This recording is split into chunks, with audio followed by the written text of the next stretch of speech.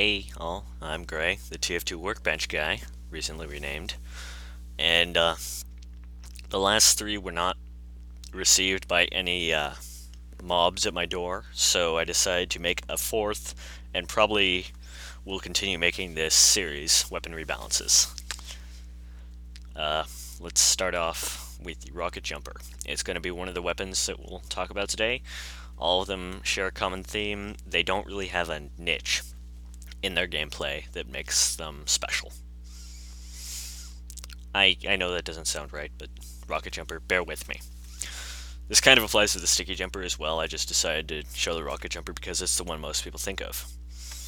This is kind of a silly idea, and I don't know how it would play out, but what if we did the same thing to the Rocket Jumper as we did to the Equalizer?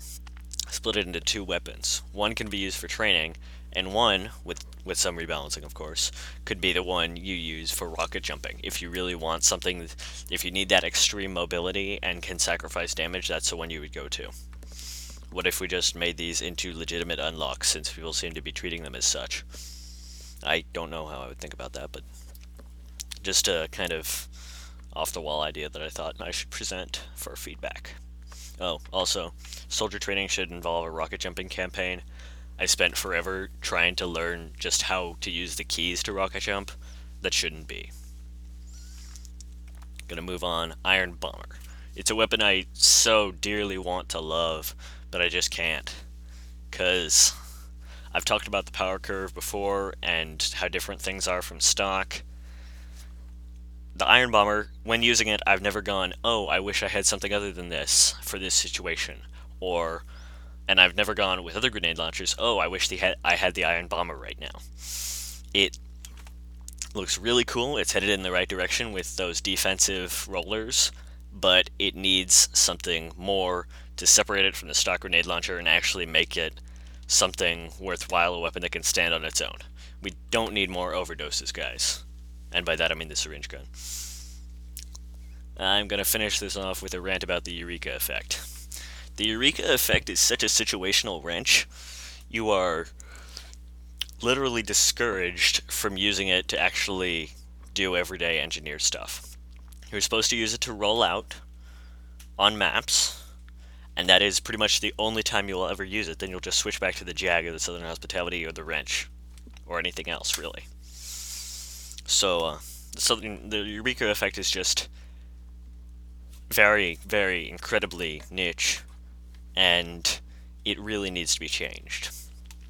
Simply because I'm not saying that all weapons need to be used equally. I'll talk about that on a later date. It's something I'm excited to discuss. But all weapons need to have a playstyle associated with them and shouldn't just be rollout tools like this thing is. It should be plain and simple, but apparently it's not. And I know just the way to rework it. Excuse me, I'm tired. So, back around the engineer update, there was a blog post by Valve, speaking about how they wanted to make the engineer less tethered to his buildings and decrease turtling. They wanted to make it so he could run off for a while, maybe play with his team for a little bit, and not immediately risk his building's imminent destruction. The Rescue Ranger seems to be a fix to that, sort of, as do the changes implemented in Gunmetal. Excuse me, I am tired. And I feel like, even though those are great, I am wholly for them, there needs to be something more, and I think the Eureka Effect could be a great way to make this happen, at least with one wrench. I mean, you're already teleporting to your buildings. It could be cool if it implemented that somehow.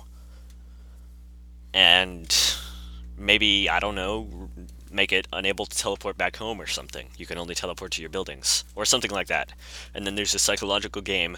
What if someone just scratches your sentry and then you come back into a sticky trap? That kind of thing. I'll let someone else ruminate on the specifics, but I think that could be a really great way to take this wrench. As always, I appreciate your watching. Thank you. Goodbye.